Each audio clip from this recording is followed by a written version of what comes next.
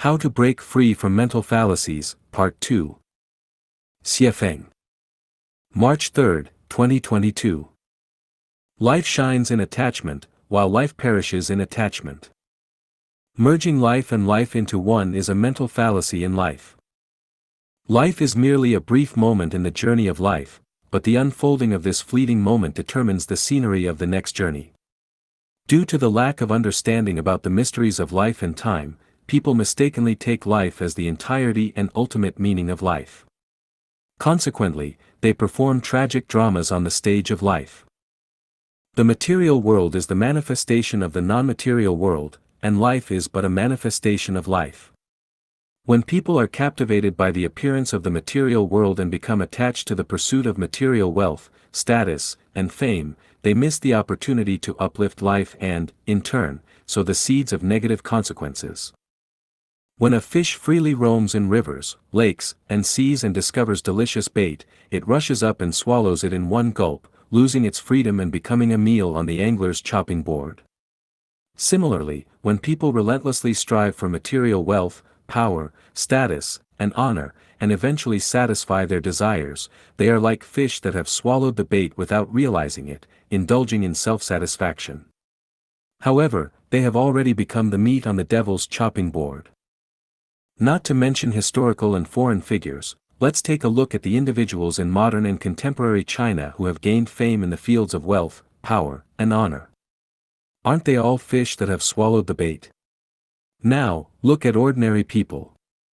How many of them have been or are still madly devouring the bait like fish? To make one's life brilliant, one must be attached to making money, gaining power, achieving status, acquiring fame. One can also be attached to one's marriage and family, nation and country, political parties and religions, ideologies, truths, and ideals. As long as there is attachment, life can move towards brilliance. However, when one is attached to something or a certain belief, the flower of life withers, heading towards exhaustion and decline. Consider a couple deeply in love. When they cannot bear to be apart, feeling like the world would collapse without each other, and believing that life has no meaning without their partner. He wants only to marry her, and she wants only to marry him. This is called attachment. This kind of attachment brings about a deeply romantic and sweet period in their lives, reaching the pinnacle of a passionate love affair. However, as time passes and the erosion of daily life begins, they gradually realize that their attachment has become a binding rope. The longer this feeling persists, the stronger it becomes. Because of excessive attachment, they neglect all the other scenery along the way. By the time they grow old, they realize that they have missed countless opportunities to appreciate breathtaking scenery. Beneath their smiling faces lies a sense of helplessness and endless lamentation. An old man descending from a mountain tells young people who are excitedly climbing up, "There is nothing worth seeing at the mountaintop. The view is even better down below." Of course, the young people do not believe him and think, this old man just doesn't know how to appreciate the scenery.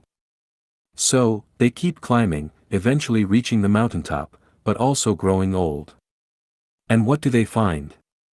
The old man was right all along, there really isn't anything worth seeing at the mountaintop. Consequently, one by one, these people who were once young and climbed mountains start descending. As they see the younger generation climbing with excitement, they tell them, "There is nothing worth seeing at the mountaintop, the view is even better down below." However, how could the young people believe the words of the old folks? Thus, this story of climbing the mountain continues to unfold from the distant past to the present and will continue into the distant future.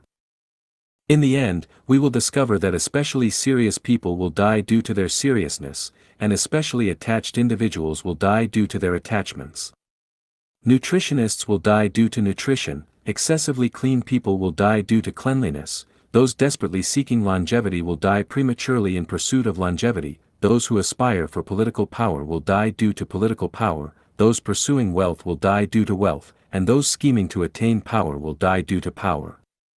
The list goes on. So, where is the best path in life? Take things as they are, associate with others by following naturally come-and-go relations, act in accordance with one's intrinsic nature, and take advantage of opportunities as they arise. Let go of attachment. This is the best path in life, and it also aligns with the path of the sublimation of life.